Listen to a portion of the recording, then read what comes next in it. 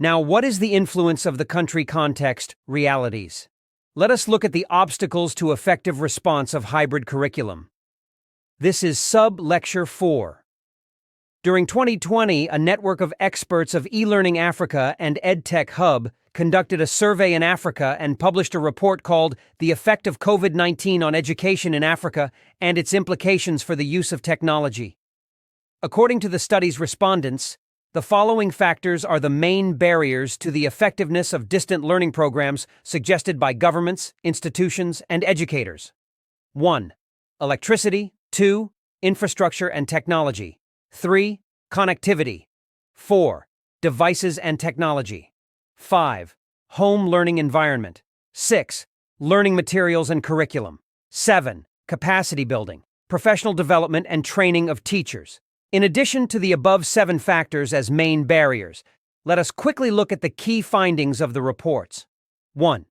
There has been widespread school closure across Africa in response to the pandemic, and 97% of respondents reported school closures in their countries, and 95% of these noted that all schools had been forced to close. This was seen as an appropriate decision, as 92% of respondents expressed that the closures were essential. 2. A lack of access to technology is considered to be the biggest barrier for learning during the current pandemic, together with school closures. Respondents felt that learners in rural communities are those most likely to be disadvantaged as a result.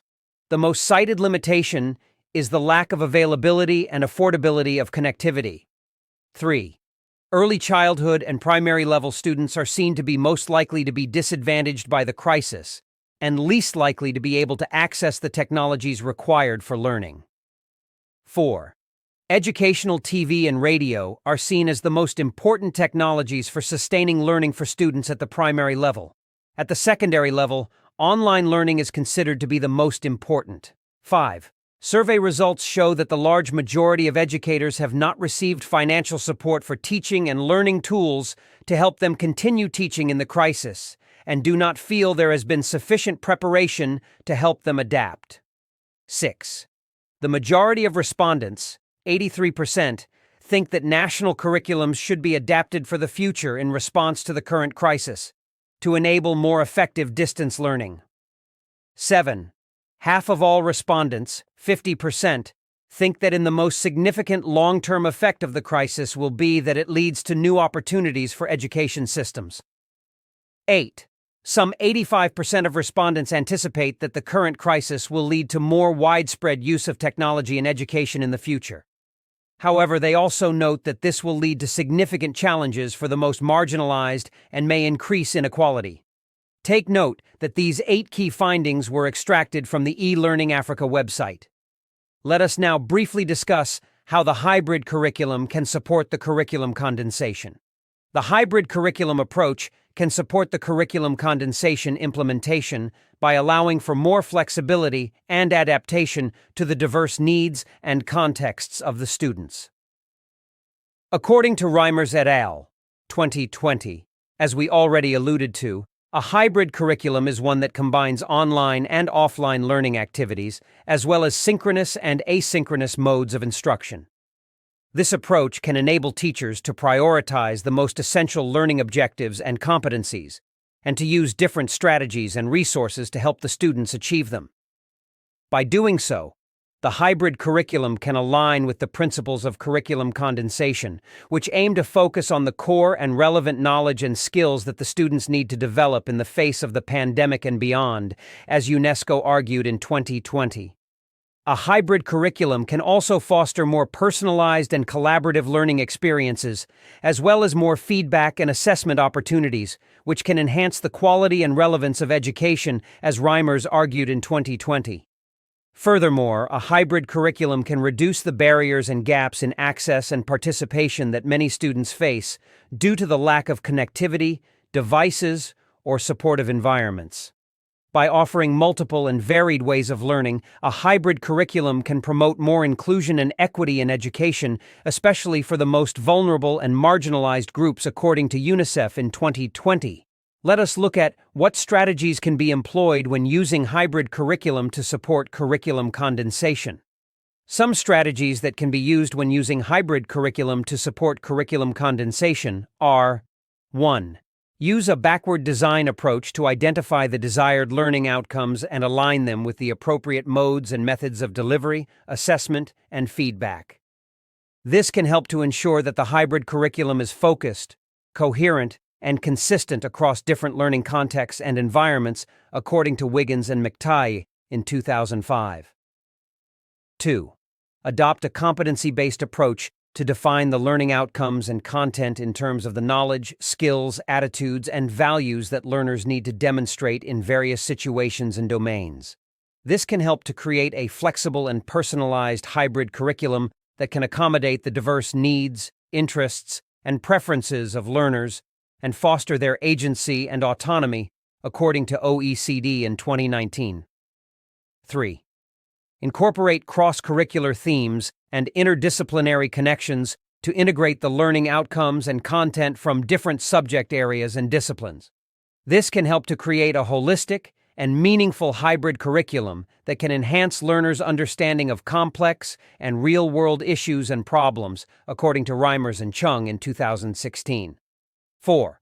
Apply a spiral curriculum approach to revisit and reinforce the learning outcomes and content in different modes and methods of learning and at different levels of complexity and depth.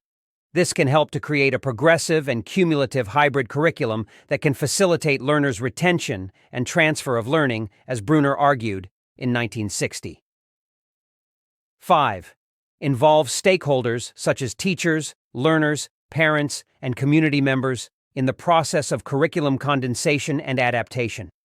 This can help to ensure that the hybrid curriculum is responsive and relevant to the local context and culture and reflects the needs, expectations, and values of the learners and society, as UNESCO suggested in 2020. Now let us reflect on the different concepts discussed through the 4 sub-lectures.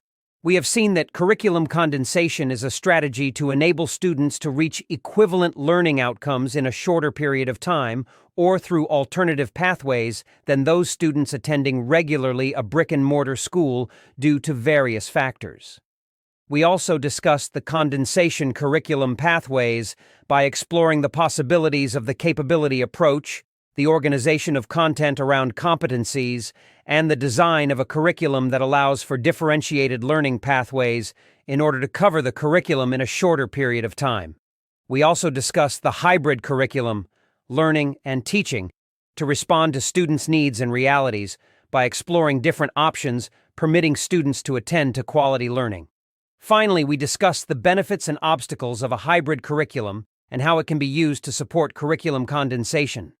Then, what questions should we start asking ourselves after all of these discussed topics?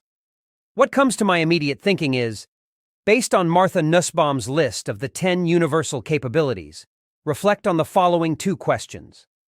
1. What learning experiences can help a learner develop these capabilities? 2. What age-appropriate the learner should have to develop such capabilities? In connection to hybrid curriculum. 3. What lines of communication in your own experience did work to maintain the link engagement with the students during COVID-19 pandemic or any pandemics or disruption that may occur in the future? 4. What benefits and obstacles one can encounter when implementing the hybrid curriculum? Identify 2 benefits and 2 obstacles.